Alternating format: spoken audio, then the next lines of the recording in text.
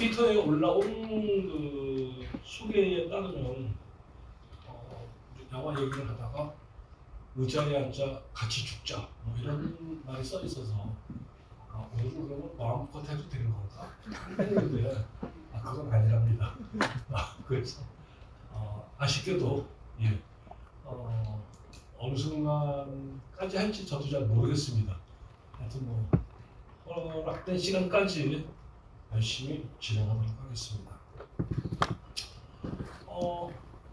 아마도 그 영화 신지에 대해서 약간의 소개를 한 다음에 영화 유레카로 되돌아와야 할 것 같습니다. 마음 같아서는 이 영화는 신 바이 신을 하고 싶지만 이 영화는 숏 바이 숏은 의미가 없는 영화입니다. 제 생각에는 이 영화는 신 바이 신 따라갈 영화지만 3시간 37분을 신 바이 신 하기에는 제 시간이 충분치 않습니다. 왜냐하면 신지는 그 강릉성 시네필로 시작한 사람입니다. 자기에게 첫 번째 영화의 충격, 영화는 이런 거였구나라고 충격을 준 영화는 그 스티븐 스필버그의 조스를 본 다음에 이게 영화라고 느꼈답니다. 감독이 되어야지 라는 결심을 한 건 프란시스 포드 코폴라의 지옥의 묵시록을 본 다음에 감독을 할 거야 라고 생각했답니다. 그러고 나서 대학교에 들어간 다음 고단의 영화를 보고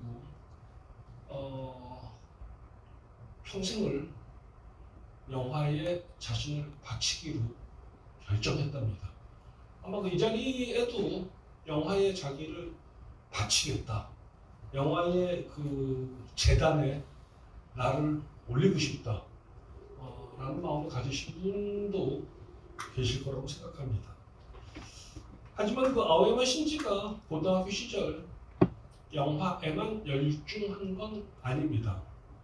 아마 아오야마 신지 영화를 열심히 보시는 분들은 그 스텝캐스트 쭉 올라올 때 보시겠지만 항상 그 음악에 아오야마 신지, 청산진치라는 이름이 함께 있습니다. 아오야마 신지는 그 고등학교 시절 두 가지에 열중했습니다. 하나는 영화를 보러 다니는 것이었고 다른 하나는 락밴드 활동을 했습니다. 그 락 앨범을 듣는 게 아니라 락 밴드 활동을 했습니다. 그러니까 진정한 락 정신을 갖고 있는 거죠. 음악 듣는 거에도 누구들 못 듣겠습니까? 하지만 그 대학 입시 준비를 위해서 고등학교 3학년 때 고멘 이러고 밴드에서 탈퇴했답니다. 밴드 이름은 업비트 언더그라운드라는 그 밴드였다고 합니다. 앨범 검색해봐야 안 나옵니다. 그러고 나서는 그 리쿄 대학교 영문학과에 입학했습니다.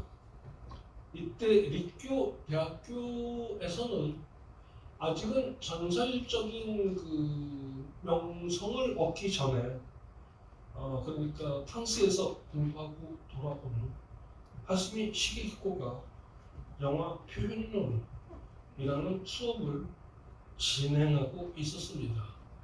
수호 마사유키와 인터뷰를 한 적이 있었습니다. 쉐리 댄스를 찍으면서 수호 마사유키도 이 수업을 들었습니다. 수호 마사유키가 이야기하기를 이 수업은 전투적으로 진행된 수업이었다고 합니다. 그래서 영화에 대해서 하스미 시게히코는 자 다음 주에는 이 영화를 얘기하겠습니다. 그러고 나서는 수업 시간에 딱 들어오면 첫 마디가 자 영화에서 뭘 보셨습니까? 라고 질문한답니다. 그러면 영화에서 그 영화에는 무슨 어떤 뭐 들레즈의 무슨 뭐 시간 이미지가 뭐 어쩌고 저쩌고 막 그런 얘기를 하면 아순시계권 항상 방문했답니다. 그게 보입니까? 진짜 보입니까? 그러니까 어떤 측면에 그런 게 있었습니까? 라고 물어본답니다. 그러면서 하스미 시계권은 한 학기 내내 본 것만 얘기했어요. 보지 않은 걸 실험하지 마세요. 제 수업 시간에 영화 개념을 끌어들이지 마세요. 그리고 당신이 본 걸 당신 머릿속에서 이상한 소설로 만들지 마세요. 라고 얘기했답니다. 아오야마 신지 인터뷰에 따르면 이 수업을 통해서 영화에 대한 확고한 관점을 갖게 되었다고 합니다.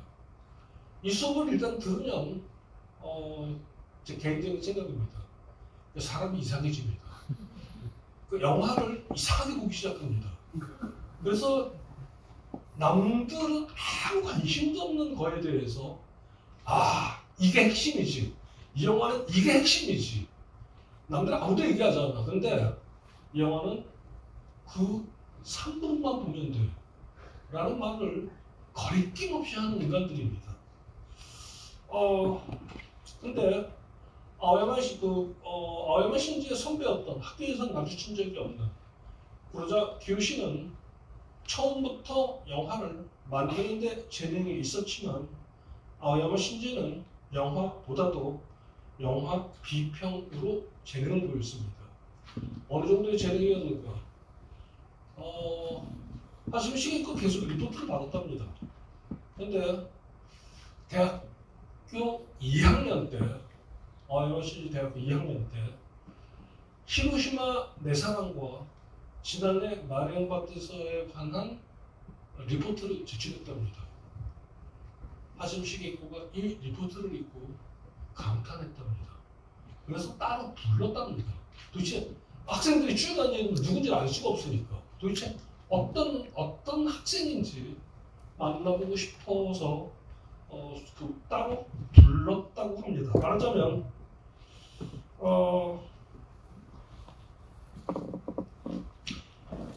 이건 제 짐작인데, 그건 짐작입니다. 하스미 시게이코는 그 글에 쇼크를 받았고, 읽고 나서 쇼크를 받은 겁니다. 그의 제자 중에서 제자가 엄청나게 많죠. 위로는 구로자 기요시부터 시작해서 아래로는 하마구치 류스케까지. 하마구치 류스케에 대해서는 아직도 그렇게 높이 평가하지 않습니다. 그냥 영화를 열심히 만들고 있죠. 이 정도입니다. 하지만 제 짐작이 틀리지 않는다면 하스미는 그의 제자 중에서 아오야마 신지를 가장 아꼈던 것 같습니다. 구로자 기요시 대할 때랑 태도가 다릅니다. 그 인터뷰에서도 그렇고 그 견해에 귀를 기울일 때도 그렇고 그 고등학교 때 아오야마 신지는 그냥 약간 두서없이 영화를 보기 시작했습니다. 그러다가 하스미 시게이코의 강의를 들으면서 미국 영화로 시선을 돌렸습니다. 그리고 그 중에서도 누구보다도 존 포드, 하스미 시게이코가 영화의 그 만신전에 올려놓은 이 감독, 이렇게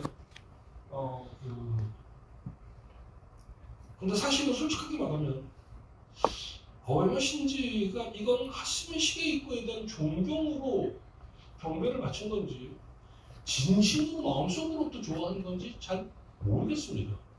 그러니까 아오야마 신지의 글을 다 읽어봐도 진짜 좋아하는 걸까? 라는 의심이 듭니다. 이건 그냥 제 의심입니다. 틀릴 수 있습니다. 하여튼 이 강의를 들으면서 그런 다음 아오야마 신지는 영화를 그 자신의 그 좌우명으로 삼았으며 그 과정 속에서 거의 그 다른 그 비평가들, 물론 이때는 이제 일본의 비평가들이겠죠.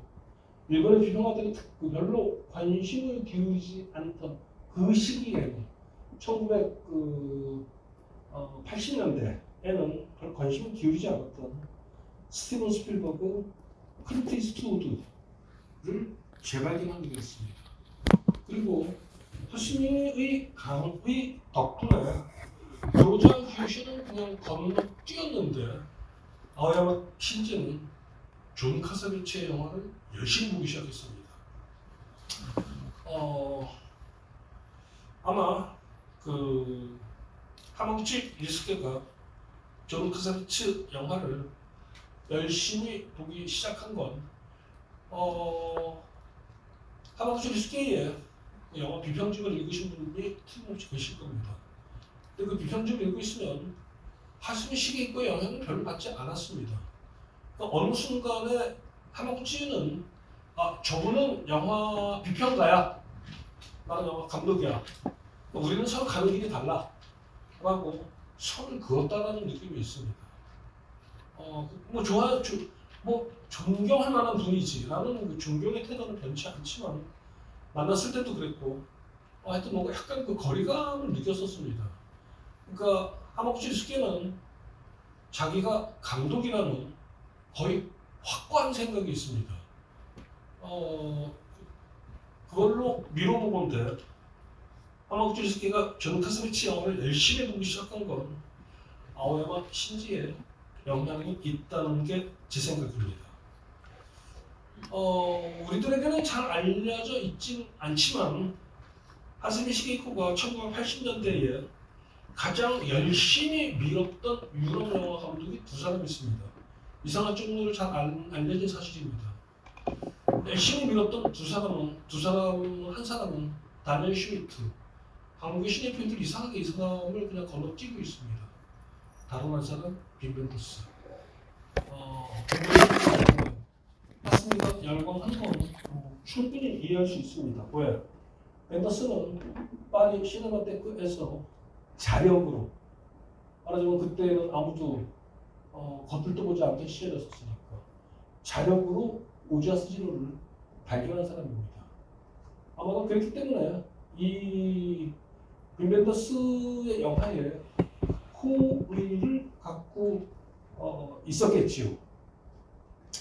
약간 두서없는 이야기 때문이라고 생각할 수도 있겠지만, 자, 유력한을 얘기하면서 이 이야기들을 다시 하나로 모아볼 생각입니다.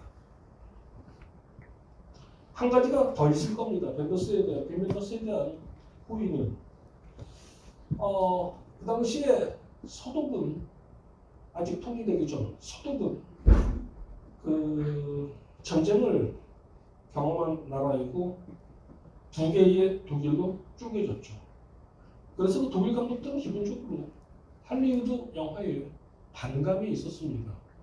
이건 그 독일 감독들뿐만이 아니라 유럽의 그 감독들이 갖고 있는, 말하자면 서로 공유하고 있는 생각들이었습니다. 그런데 전후 유럽 감독들과 달리 벤더스는 할리우드 영화에 애정을 고백한 사람입니다. 아마도 이런 지점들이 하스미 시게이코가 벤더스에게 친근감을 느꼈을 겁니다.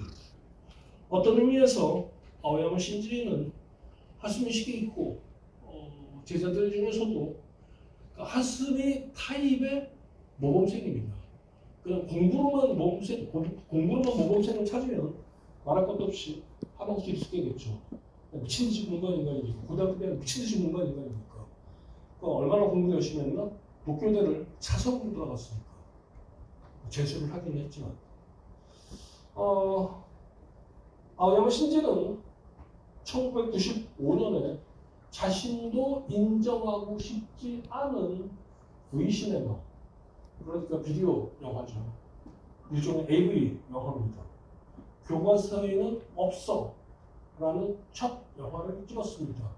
자신도 인정하지 않고 종종 아오야마 신지의 필모그래피에도 이 영화를 포함시키지 않는 명단들이 있습니다.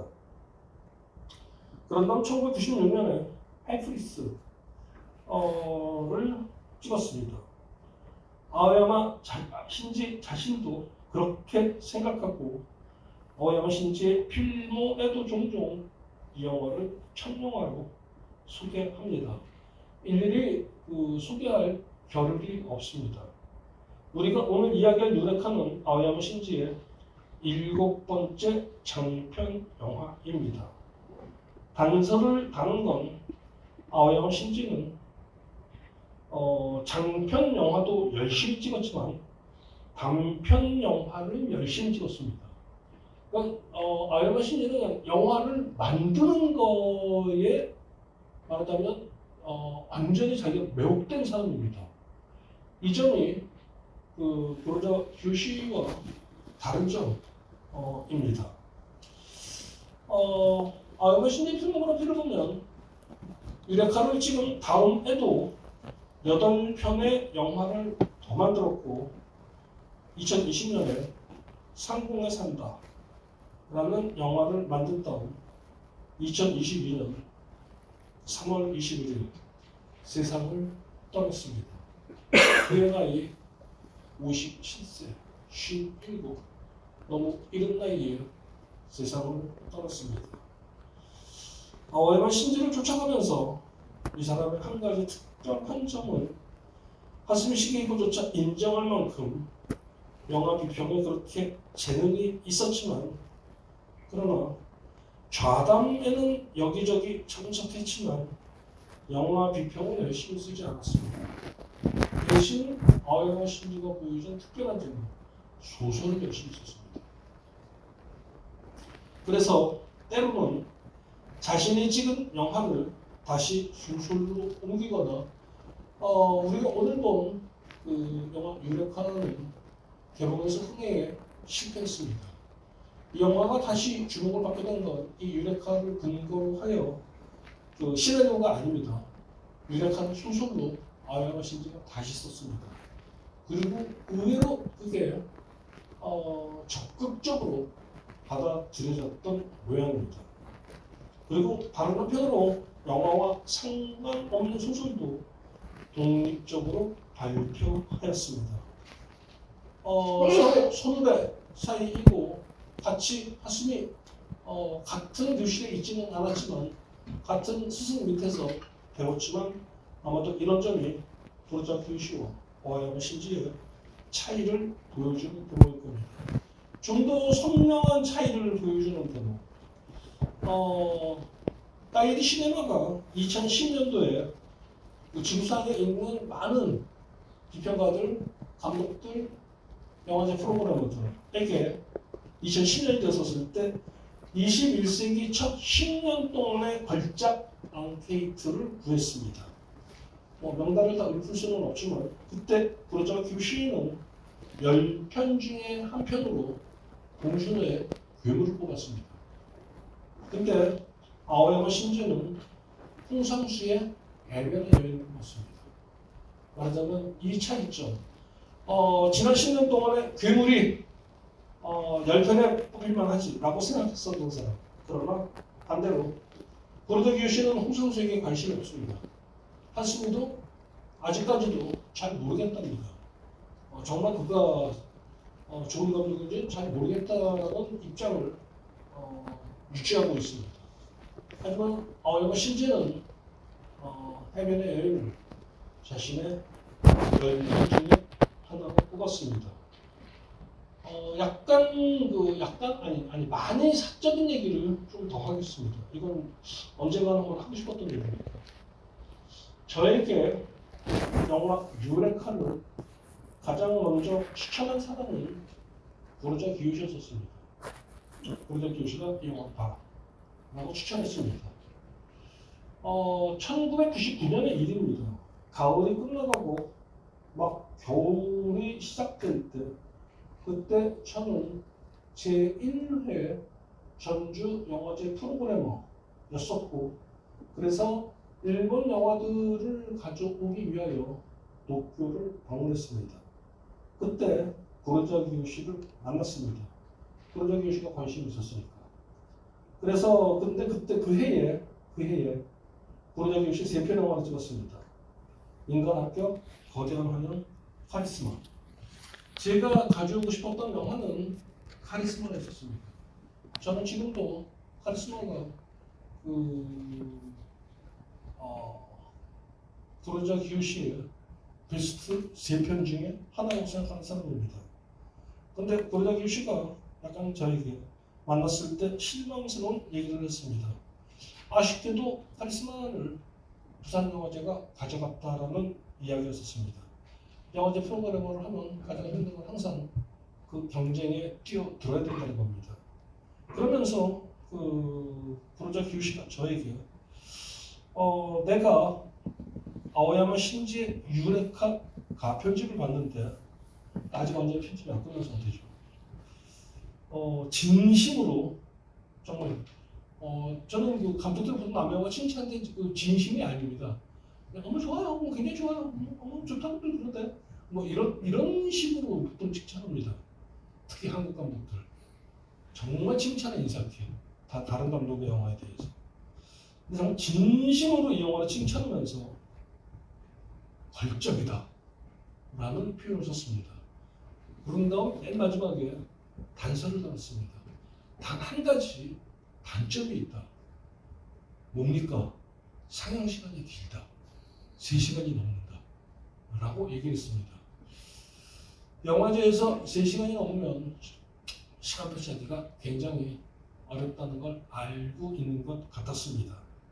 하지만 도로자 기요시가 한 가지 놀랐던 건 저는 상영 시간이 3시간이 넘으면 무조건 가산점이 있습니다. 게다가 이미 제1회 부산영화제에 벨라타르의 사탄 탱고를 갖고 있는 결심한 사람입니다. 그래서 1회 부산영화제, 전주영화제에서 벨라타르의 사탄 탱고 상영했습니다. 자, 그러고는 그래서 도쿄에서 영화들을 이제 모으는 동안 아오야마 신지를 만나야겠구나 라고 생각했습니다. 그러면서 미케 다카시, 스와 노부 히로를 연달아 만났습니다. 1회 부산 전주영화제에 미케 다카시의 오디션을 갖고 왔고 스와 노부 히로의 M 아도도 갖고 왔습니다. 그런데 이상하게 도쿄를 떠날 때까지 아오야마 신지를 만나지 못했습니다. 하여튼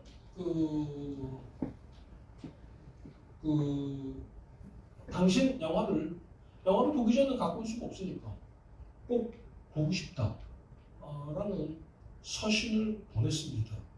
계속 기다렸습니다. 영화제가 4월 말이었는데 2월 달에 연락이 왔습니다.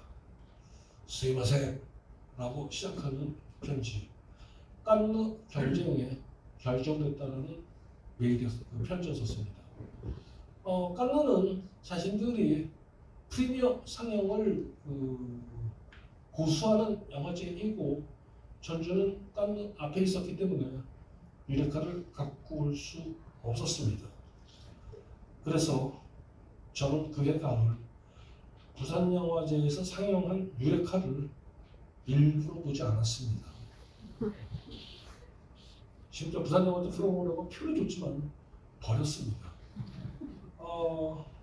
그리고는 하지만 본 사람들이 다들 칭찬을 하고 있어서 이듬해 유레카를 2001년도 1월 달에 도쿄에서 봤습니다. 그리고는 걸작이구나. 진심으로 전주가 아니라 깐느를 선택하기를 잘했구나. 그게 이 영화에 도움이 될 거야 라고 생각했습니다. 자, 유레카 이야기를 시작하겠습니다. 여러분들한테 질문해보고 싶습니다. 여러분들 저는 영화를 보고 난 다음 영화 비평에서 가장 흥미롭게 생각하고 있는 건 그 영화에 대해서 뭘 썼느냐가 아니라 그건 뭐 각자 다 다른 얘기를 쓰니까 각자 다른 얘기를 쓰니까 제가 늘 다른 사람의 비평을 해줄 때 궁금하게 생각하는 건 첫 번째 질문이 뭐냐는 겁니다. 그 영화에 대해서 뭘 가장 궁금하게 생각할까 라는 것입니다. 일본에서는 유레카의 개봉과 함께 이제 비로소 아오야마 신지를 시네아스트로 다뤄야 할 때가 되었다라고 생각하는 것 같습니다. 그 이전에는 그냥 시네필리 그룹에서 헬프리스나 차가운 피를 평가하기는 했습니다만, 그러나 그냥 소수의 평가드렸었습니다. 하지만 유레카를 전면적으로 다룬 몇몇 잡지들이, 영화 잡지들 혹은 문화 잡지들이 등장했습니다. 자반자리 중에 하나는 아오야마 신지의 립교대 선배이자 하스미 수업을 먼저 들었었던 그런 의미에서 선배이자 연출승이자, 말하자면 아오야마 신지는 구로자기 요시 연출생을 했었습니다. 구로자기 요시가 조 감독을 구할 때 누가 감독님처럼 하스미 시게이코 센세이의 수업을 듣고 칭찬받던 분이 있답니다. 근데 감독님의 연출을 하고 싶답니다. 그래서 그러면 한번 만나자. 카페에서 기다렸답니다. 그 전에는 본 적이 없는 거죠. 학교를 같이 다닌 적이 없으니까. 이제 기다리고 있는 약속 시간이 됐는데, 먼저 왔으니 기다리고 있는데, 약속 시간이 됐는데 굉장히 머리를 이렇게 치렁치렁 길고 카우보이 부츠를 신은 한 사내가 들어오는 순간 고로자 기요시가 속으로 생각했답니다. 저놈만은 아니었으면 좋겠다 라는 생각을 했는데, 둘레둘레 보더니 갑자기 자기 앞에 와서 고로자 기요시 감독님이십니까? 제가 아오야마 신지입니다 라고 소개를 했다고 합니다.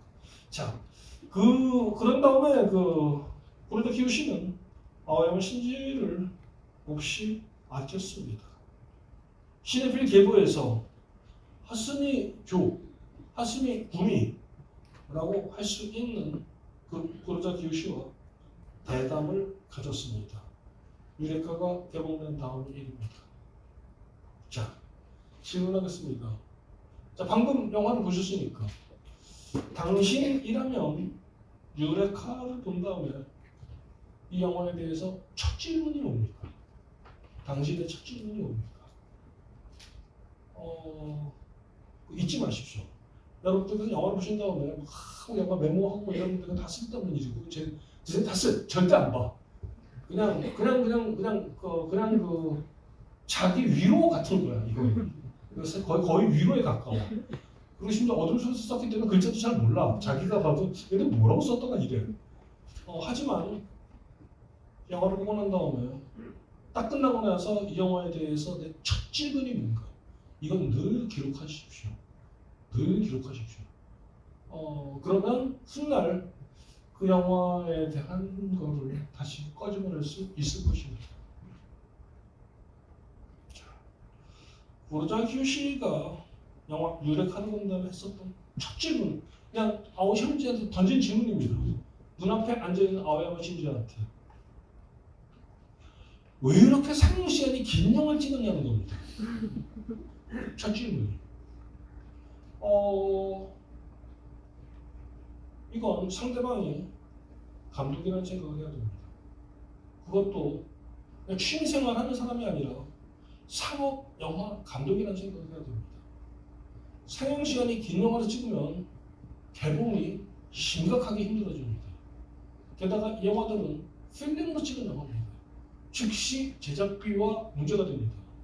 상영 시간이 길면 회차가 많아지니까 온갖 문제가 생겨나기 시작합니다.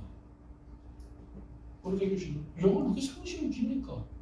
라고 질문을 했습니다. 아오야마 신지는 긴 영화를 찍는 감독이 아닙니다. 유레카 이전은 말할 것도 없고 이후에도 제가 그래서 아까 편수를 얘기 드린 겁니다.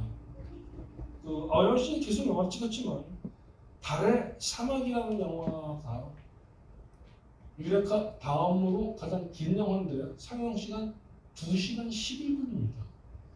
그 이외에는 2시간을 넘는 영화가 없었습니다. 말하자면 뭔가 특별한 이유가 있으니까 이 영화 3시간 37분 찍은 겁니다. 그러니까 이건 굉장히 위험한 결정을 한 겁니다. 그래서 이 질문을 어떻게 첫 질문이 이런가? 라고 생각하는 대신 이 질문이 갖고 있는 무게를 생각해 볼 필요가 있습니다. 한 가지 더 말하겠습니다. 유레카는 영화를 보시고 나서 들었던 그 두 번째 의문은 뭡니까? 상영 시간은 긴데 유레카는 기이할 정도로 이야기가 단순합니다. 굉장히 단순한 얘기입니다.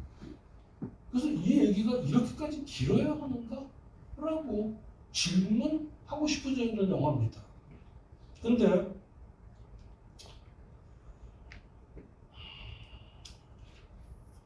영화 신기는 여기서 뜻밖의 대답을 했습니다. 잠깐만 읽으면서 제가 그 옆에 앉아 있었던 게 아니니까 그 대답이 되게 뜻밖의 대답이었다는 생각을 했습니다. 유레카에서 제가 찍으려고 했었던 건 정서입니다. 자, 이때 조심해야 될 점. 약간 주석이 필요할 것 같습니다. 얼핏 이 말을 들으면 정서라고 어떤 정서라고 반문할지 모르겠습니다. 그러나 어떤 정서라고 반문하기 전에 해야 될 일이 있습니다. 한국어와 일본어가 동일한 한자를 사용하지만 한국어에서의 정서와 아마도 여기 일본어 공부하신 분들 계시니까 아실 겁니다. 일본어 잘하시는 분들 굉장히 많으니까. 그러니까 한국어에서의 정서와 일본어에서 조쇼는 다른 개념입니다. 서로 자리를 못 바꿉니다. 그러니까 이렇게 얘기하겠습니다. 한국어에서 정서는 사람의 내면으로 향하는 단어입니다. 이를테면 문장을 만들어 봅시다. 그런 행동은 한국인들의 정서에 맞지 않아요. 아마 그런 문장을 많이 들어보셨을 겁니다. 그런데 일본에서는 일본에서 조쇼 그러면 이 말은 장소의 분위기로 향하는 말입니다. 그래서 우회로 공어는 일본인들의 정서를 담고 있죠. 라고 말합니다. 말하자면 서로 사용의 장소가 다른 겁니다. 하지만 이 말을 들었다고 고로자 기요시가 즉시 이해한 건 아닙니다. 이 대답을 고로자 기요시도 어색하게 들었는지 반문하겠습니다. 반문했습니다. 그러자 아야마 신지가 두 번 설명을 했습니다. 저는 유레카에 관한 온갖 잡다한 비평을 읽는 대신 아야마 신지의 이 대답이 유레카에 관해서 훨씬 많은 대답을 하고 있다고 생각하는 쪽입니다. 저는 유레카에서 등장인물이 살아가는 환경의 공기가 필요했어요. 정확하게 그 단어를 썼습니다. 환경이라는 말을 썼습니다. 그런데 그것은 슈세키 한자로는 한국말의 직접 근데 이 직접도 약간 의미가 다른 건 말하자면 쌓아 올리다 라는 표현을 쓸 때 이 슈세키라는 단어를 사용하는데 자 근데 그건 슈세키를 하면서 그걸 만들어 가야 할 시간이 필요했어요. 오해를 무릅쓰고 말하자면 3시간 37분은 미학적 측면을 고려한 시간은 아니었습니다. 말하자면 선을 분명히 걷습니다. 이 영화 예술적인 영화 아니에요. 저는 프리텐셔스한 거 관심 없어요. 그 예술적인 거에 대해서 구로자와 기요시도 그렇고 아오야마 신지도 그렇고 하마구치 이수케도 굉장히 혐오감을 표현합니다. 아 그건 그냥 애들이나 하는 거야. 영어 막 시작하는 애들이나 하는 거야. 우리는 그런 거 관심이 없어. 라는 듯이 그 프리텐셔스라는 단어에 대해서 굉장히 혐오를 표현한다는 느낌을 받습니다. 누군가는 또 미학을 추구할 수도 있죠. 그건 뭐 각자의 선택이니까. 그래서 뭐 전 미학을 추구한다는 게 나쁘다고 생각하지는 않습니다. 하지만 하여튼 이 국들은 그거에 대해서 선을 긋고 있습니다. 그러면서 이렇게 설명했습니다. 저는 유레카를 처음 생각할 때 남자 주인공이 두 개의 국면을 살아가는 이야기라고 생각했습니다. 그렇다면 이 영화는 한 편의 영화 안에 두 편의 영화가 있는 것이라고 전제를 하였습니다. 여러분들도 영화를 보시면서 두 편 영화를 보는 것 같은가요? 아마 심지어는 그걸 전제로 했답니다. 이때 두 번째 영화는 첫 번째 영화가 전제가 되어야만 성립된다는 것이었습니다. 영화 전체를 바라봅시다. 이 영화는 그 사격 시간이 길기 때문에 많은 사람들이 전체를 잘 보지 않고 디테일에 매달립니다. 자기가 인상되는 그 디테일들만 계속 떠올려서 그 디테일들만 끌어모아가지고 다시 재조립시키는 경우가 있습니다. 하지만 약간 물러나서 영화 전체를 보기로 합시다. 아직은 여러분들의 머릿속에서 영화 전편이 그대로 머물고 있을 테니까요. 영화 유레카는 구조로 접근하면 앞과 뒤가 다른 영화입니다. 사용 시간이 길었으니까 전체를 다시 한번 바라봅시다. 프롤로그가 있습니다. 한 남자가 버스를 납치하고 그리고 사살당합니다. 그런 다음 자막이 떠오릅니다. 2년 후 돌아온 버스 운전사 마코토가 버스에서 살아남은 남매 나오키 카즈에의 집에 가서 함께 삽니다.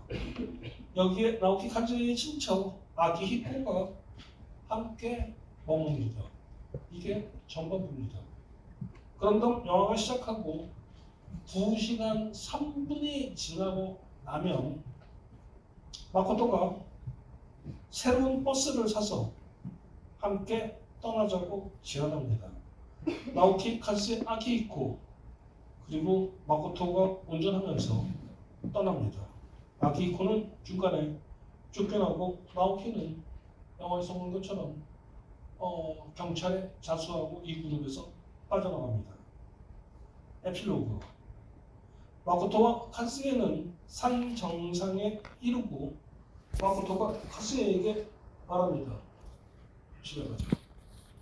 정확하게는 돌아가자 라고 이야기하고 끝납니다.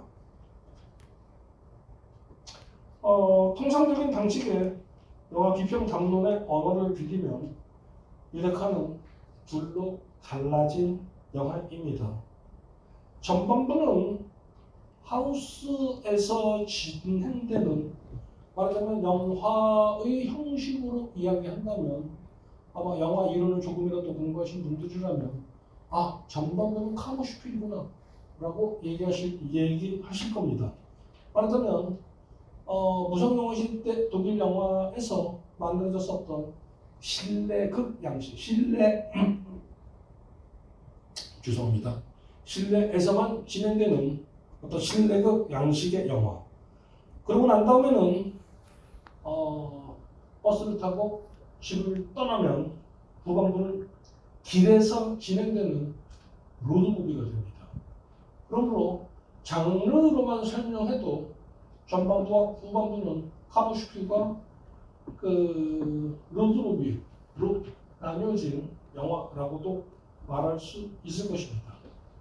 아오야신지는 유레카를 아주 이렇게 딱딱하게 설명하지 않고 약간 유머를 섞어서 두 편 동시 상영 이라는 단어를 썼습니다.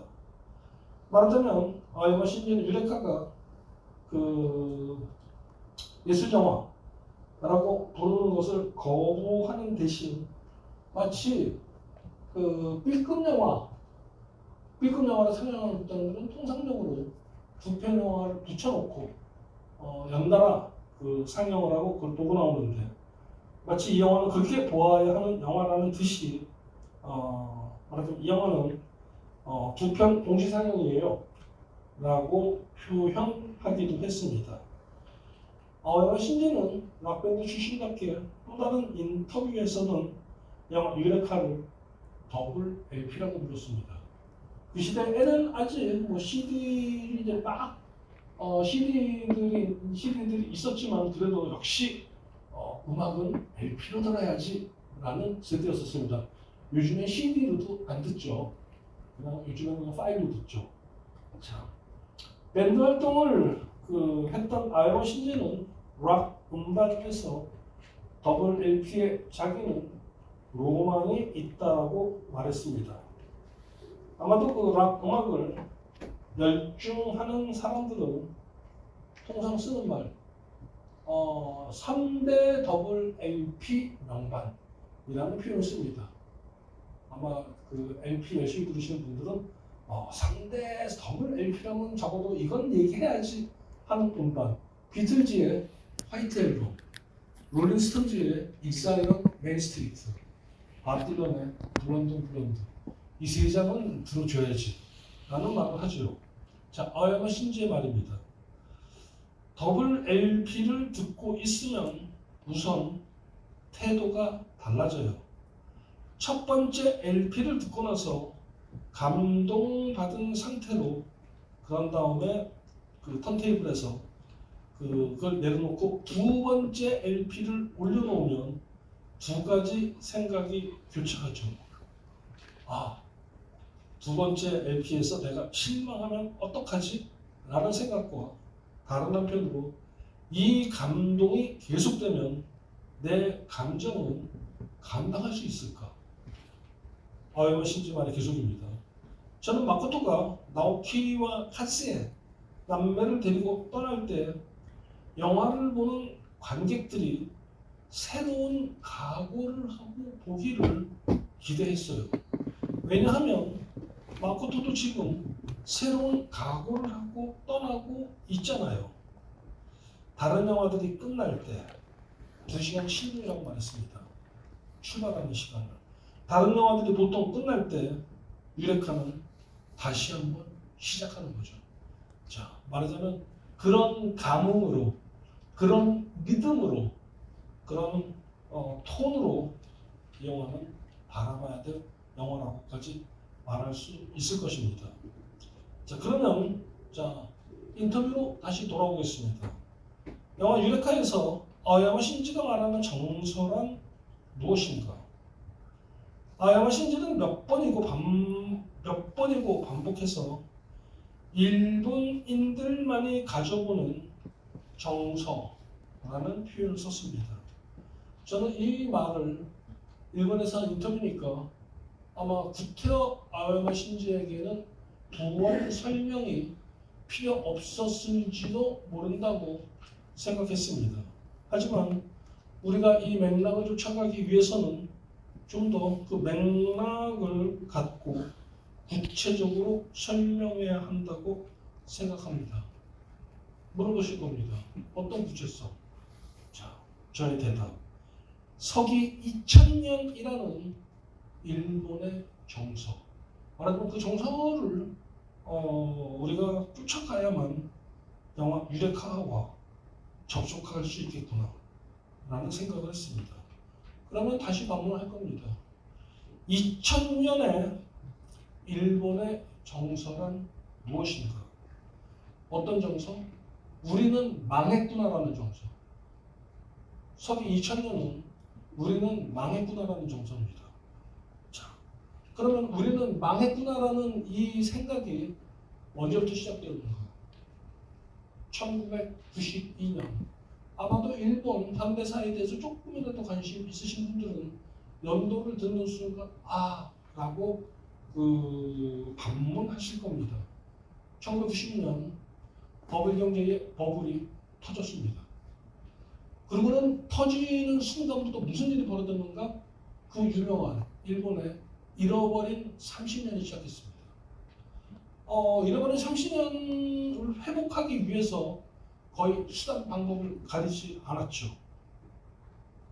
자, 하지만 이때만 해도 1990년 2년만 해도 일본인들은 이게 그냥 무언가 막연했습니다. 그냥 부동산이 망한 거야? 라는 정도의 생각. 아니, 얘기는 안 하는 게 낫겠습니다. 예. 그랬던 이들에게 1995년이 어떤 단절이 되었습니다. 이게 너무 결정적인 한 해가 되어버렸습니다. 1995년 1월 17일 고베시에 진도 7의 대지진이 찾아왔습니다.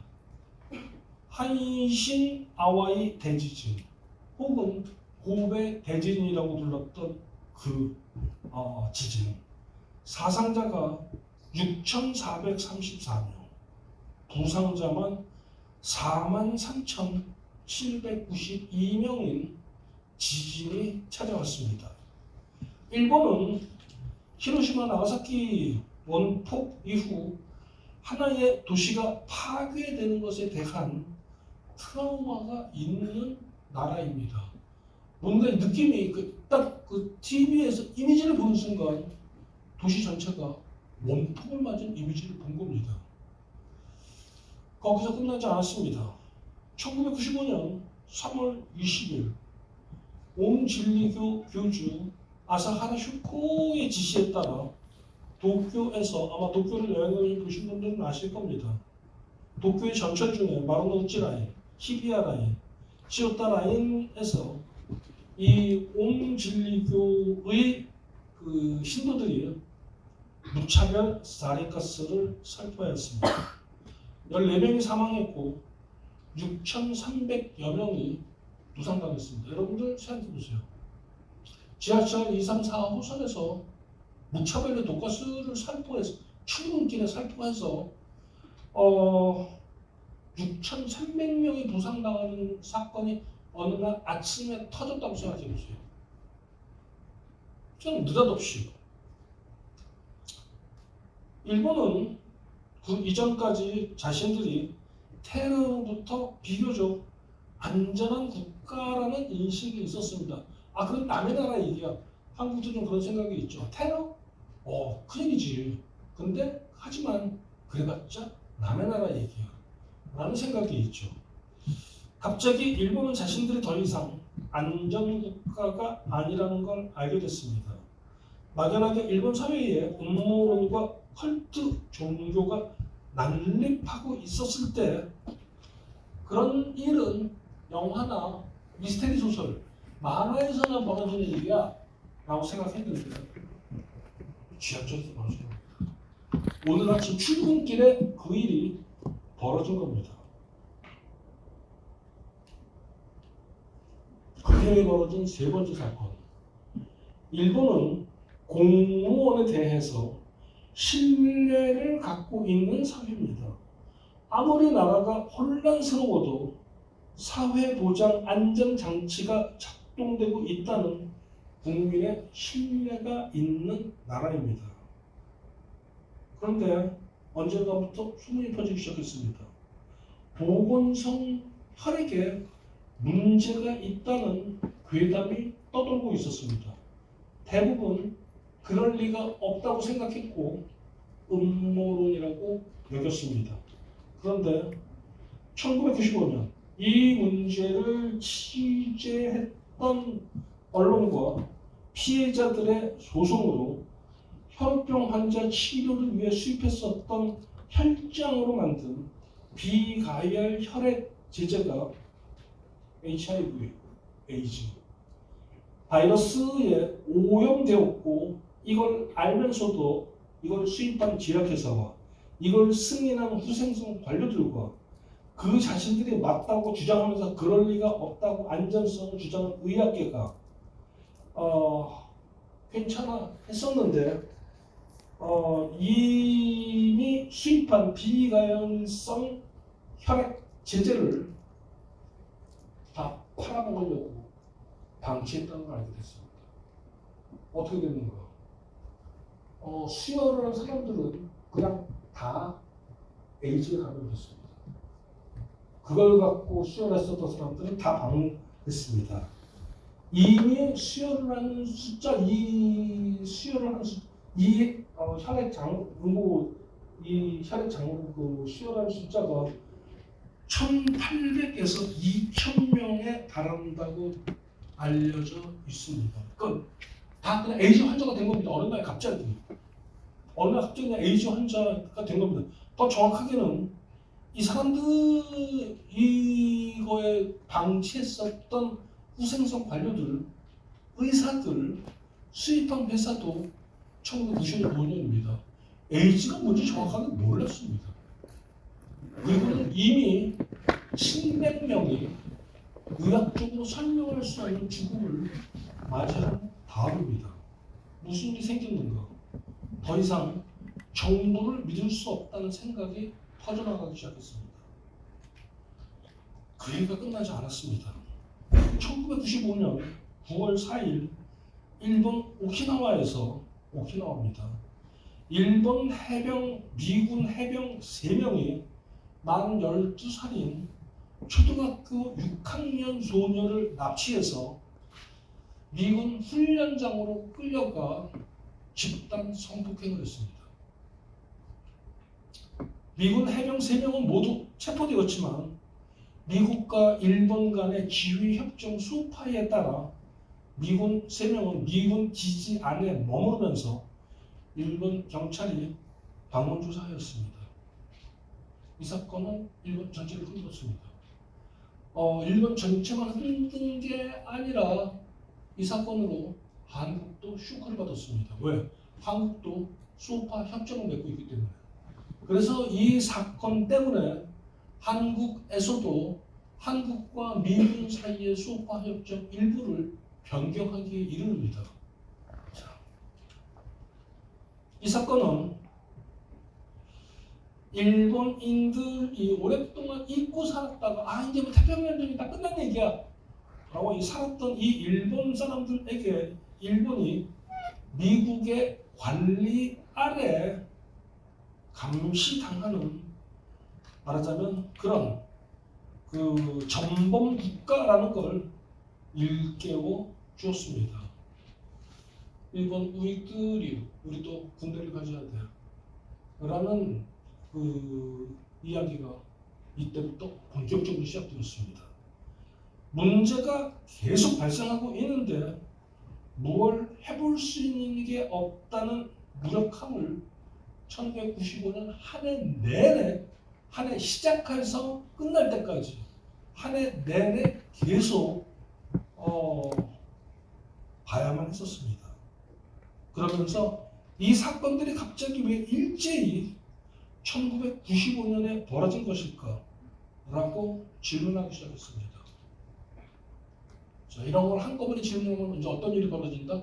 합리적 질문을 못합니다. 갑자기 이거 뭐 연달아 계속 벌어지면은 뭐가 있는 것 같은데 뒤에? 뭔가 연결고리가 있을 거야. 우리가 알지 못하는 뭐 엑스파일 같은 게 있을 거야. 말하자면 서로 독립된 이 사건들이 서로 네트워크를 갖고 있는 하나의 사건이라는 생각을 하기 시작했습니다. 그러면서 여기저기서 이 일들이 여기저기서 벌어지자 일본 안에서는 도망갈 곳이 없다는 탈출 불가능이라는 좌절이 번져 나가기 시작했습니다. 동시에 이 사건들의 공통점, 이제까지 일본 사회에서 보이지 않던 숨어있던 인간들이 일제히 어디선가 나타나고 있다는 기분이 들었습니다. 그리고 어디선가에서 마주칠지도 모른다는 두려움에 휩싸이게 되었습니다. 그걸 찍은 영화가 뭔가? 고르자 기요시, 큐어. 큐어는 미스테리 영화의 걸작이야라는 말로는 부족합니다. 영화의 완성도로만 본다면 제 생각에 고르자 기요시 최고 걸작은 아닙니다. 연출만으로는 더 훌륭한 영화들이 있습니다. 그러나 하나의 시대 정신, 하나의 공기, 아오야마 신지 표현이